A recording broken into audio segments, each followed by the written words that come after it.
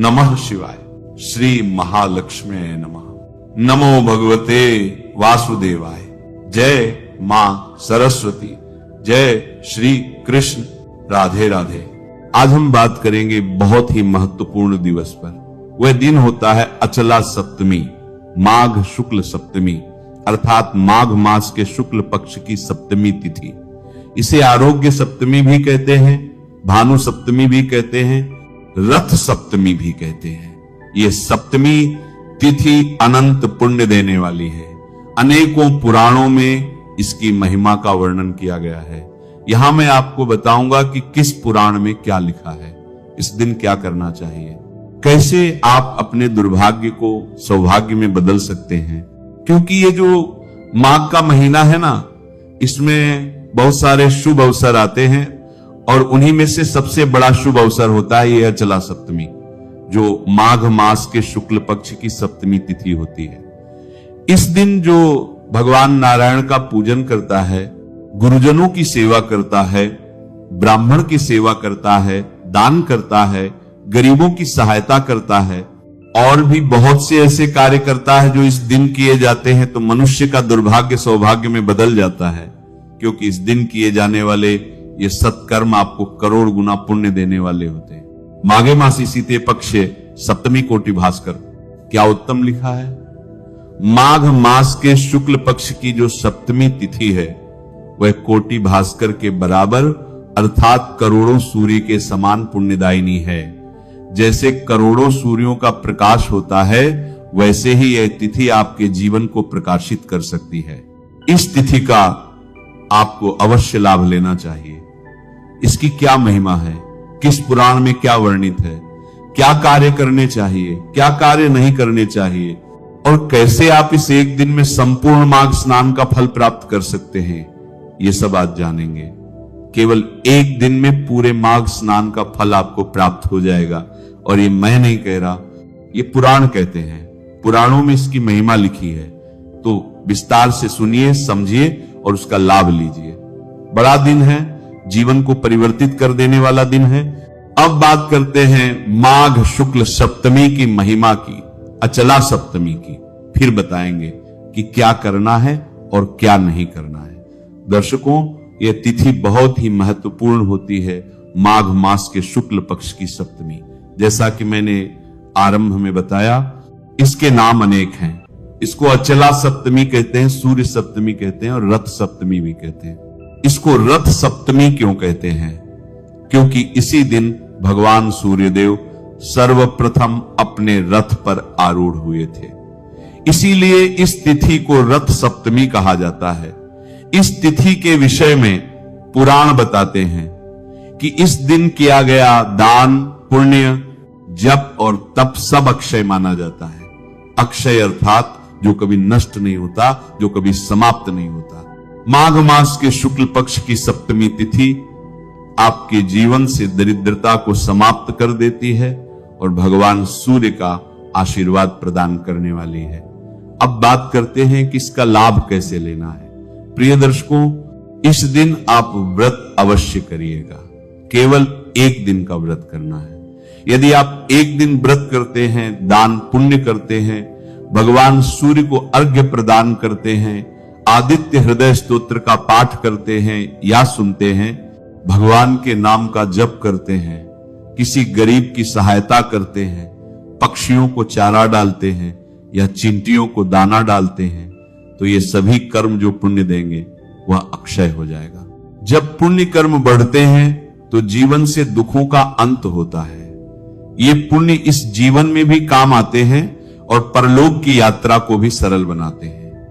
इसी कारण ईश्वर ने ये महत्वपूर्ण तिथियां बनाई हैं ताकि मनुष्य इनका लाभ ले सके। कलयुग में इन तिथियों का विशेष महत्व है। शास्त्र कहते हैं कि अचला सप्तमी के दिन भगवान नारायण का पूजन, गुरु पूजन और दान आपको संपूर्ण माघ स्नान का फल और वर्ष भर के सभी रविवार व्रतों का पुण्य प्रदान करता है। केवल एक दिन के इन कर्मों से पूरे माघ स्नान का फल प्राप्त हो जाता है। अब स्नान की विधि जानिए। पद्म पुराण कहता है जब सूर्यदेव लालिमा युक्त हों, अर्थात सूर्योदय के समय या उससे पूर्व स्नान करना चाहिए। स्नान के लिए पात्र को स्वच्छ करें, उसमें थोड़ा गंगा जल डालें, काले तिल डालें और उसी जल से स्नान करें। स्नान के समय साबुन का प्रयोग न करें, तिल का उबटन या हल्दी बेसन का उबटन प्रयोग करें। स्नान के पश्चात व्रत करें। व्रत में केवल दूध और फल ग्रहण करें और अगले दिन पारण करें। पारण के दिन भगवान को भोग लगाकर विधिवत पूजन करें। कुल नारद पुराण में बताया गया है कि इस दिन आग के 7 पत्ते और बेर के 7 पत्ते सिर पर रखकर स्नान करने से 7 जन्मों के पापों का नाश हो जाता है। जब पापों का नाश होता है तब लक्ष्मी की प्राप्ति होती है और जीवन में सुख समृद्धि आती है। भविष्य पुराण, नारद पुराण और चंद्रिका ग्रंथ सभी इस तिथि को सूर्य ग्रहण के समान फलदायी बताते हैं। अर्थात इस दिन किया गया स्नान, दान और जप कोटि सूर्य ग्रहण के समान फल देता है। अब तिथि की बात करें, इस वर्ष अचला सप्तमी 25 जनवरी रविवार को है। रविवार होने से इसकी महिमा और अधिक बढ़ जाती है। इस दिन सूर्योदय से पूर्व उठें, स्नान करें, सूर्यदेव को अर्घ्य दें, आदित्य हृदय स्तोत्र का पाठ करें, भगवान नारायण का पूजन करें, ब्राह्मणों और गरीबों को दान दें, गौ माता को चारा दें, पक्षियों और चींटियों को अन्न दें। ये एक दिन यदि आपने सही प्रकार से साध लिया तो आपका जीवन परिवर्तित हो सकता है। इस तिथि को व्यर्थ न जाने दें, इसका पूरा लाभ लें और इस संदेश को अधिक से अधिक लोगों तक पहुंचाएं, क्योंकि जब आप दूसरों का कल्याण करते हैं तब ईश्वर आपका कल्याण अवश्य करते हैं। तो आइए सुनते हैं रथ सप्तमी व्रत की कथा। तो बोलिए प्रेम से भगवान सूर्य देव की जय। शास्त्रों के अनुसार भगवान श्री कृष्ण के पुत्र शांब को अपने शारीरिक बल पर बड़ा ही अभिमान था। एक बार दुर्वासा श्री भगवान श्री कृष्ण से मिलने आए। वे बहुत अधिक दिनों तक तप करके आए थे और इस कारण उनका शरीर बहुत दुर्बल हो चुका था। शाम उनकी दुर्बलता को देखकर जोर जोर से हंसने लगा और अपने अभिमान के चलते उनका अपमान कर बैठा। तब दुर्वासा ऋषि अत्यंत क्रोधित हो गए और शांब की दृष्टि को देखकर उसे कुष्ठ होने का शाप दे दिया।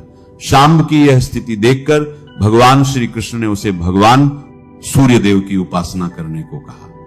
पिता की आज्ञा पाकर शांब ने भगवान सूर्य की आराधना करना प्रारंभ की, जिसके फलस्वरूप कुछ ही समय पश्चात उसे कुष्ठ रोग से मुक्ति प्राप्त हो गई। दूसरी कथा के अनुसार भविष्य पुराण की कथा है। एक गणिका ने अपने जीवन में कभी कोई दान पुण्य का कार्य नहीं किया। उसने एक बार वशिष्ठ मुनि से मुक्ति पाने का उपाय पूछा तो मुनि ने गणिका से कहा कि माघ मास की सप्तमी को अचला सप्तमी व्रत कहा जाता है। इसके लिए षष्ठी माघ मास आसकार माघ आसकार साल आसकर माघ के दिन एक ही बार भोजन ग्रहण करना चाहिए। सप्तमी की सुबह आंख बंद करके सिर पर पत्ते रखकर और सूर्य शिव का ध्यान करके स्नान करें। इसके बाद सूर्य देव की अष्टदल मूर्ति बनाएं और शिव पार्वती को स्थापित करें। उनकी विधि विधान से पूजा करें। तांबे के पात्र में चावल भरकर दान करें। गणिका ने ऐसा ही किया और शरीर त्याग दिया। इसके बाद इंद्र ने उसे अप्सराओं की नायिका बना दिया। तीसरी कथा के अनुसार कंबोज साम्राज्य के राजा यशोधर्मा काफी महान राजा हुआ करते थे। उनके साम्राज्य को संभालने के लिए कोई उनका उत्तराधिकारी नहीं था। उन्होंने संतान प्राप्ति के लिए अनेक देवी देवताओं से मदद मांगी कि उनके राज्य के लिए एक वारिस मिल जाए। फलस्वरूप भगवान की कृपा से उनके घर में पुत्र का जन्म हुआ, लेकिन उनकी खुशी ज्यादा दिन तक नहीं चल पाई, क्योंकि उनका पुत्र मानसिक रूप से बीमार था। उसी समय उनके राज्य में एक साधु आए। राजा यशोधर्मा ने उनकी खूब खातिरदारी की, जिससे प्रसन्न होकर साधु महाराज ने उनसे वर मांगने को कहा। राजा ने अपने पुत्र की मानसिक बीमारी की बात बताई। इस पर साधु ने कहा कि यह तुम्हारे पिछले जन्म के कर्मों का फल है, जिसके कारण तुम्हारे पुत्र की यह हालत हुई है। साधु ने इससे उबरने के लिए राजा को सूर्य रथ सप्तमी का व्रत सच्ची श्रद्धा और पूरी निष्ठा के साथ करने को कहा। राजा ने वैसा ही किया। परिणाम स्वरूप राजा का पुत्र धीरे धीरे मानसिक लाभ प्राप्त करने लगा और पूरी तरह से ठीक हो गया। इसके बाद राजा के इस उत्तराधिकारी पुत्र ने राज्य पर शासन किया और कीर्ति प्राप्त की। इसी प्रकार से जो भी भक्त सच्ची श्रद्धा के साथ, नियम और निष्ठा के साथ माघ मास शुक्ल पक्ष सप्तमी तिथि के दिन भगवान सूर्य देव की आराधना करते हैं, पूजा करते हैं, सूर्य रथ सप्तमी का व्रत करते हैं, अचला सप्तमी का व्रत करते हैं, उनके सभी दुख और कष्ट दूर हो जाते हैं, शारीरिक सुख की प्राप्ति होती है तथा सभी प्रकार के सुख और समृद्धि की प्राप्ति होती है। किसी भी प्रकार के व्रत या पूजन में नियमों का पालन करना चाहिए। किसी भी प्रकार के व्रत में शुद्धता और सात्विकता का पालन करना चाहिए, ब्रह्मचर्य का पालन करना चाहिए, किसी के ऊपर बिल्कुल भी क्रोध नहीं करना चाहिए, सदा ही धर्म का आचरण करना चाहिए और प्रभु पर विश्वास रखते हुए व्रत को करना चाहिए। अगर मन में विश्वास ना हो और श्रद्धा नहीं हो, अगर मन में व्रत पूजन के लिए अश्रद्धा हो तो उसे व्रत नहीं करना चाहिए, वह व्रत सफल नहीं हो पाता है।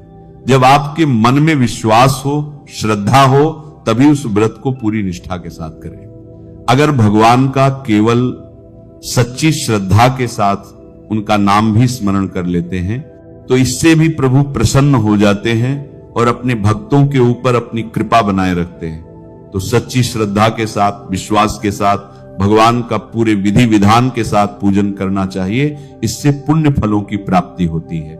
नमः शिवाय। श्री महालक्ष्मी नमः। नमो भगवते वासुदेवाय। जय मां सरस्वती। जय श्री कृष्ण। राधे राधे।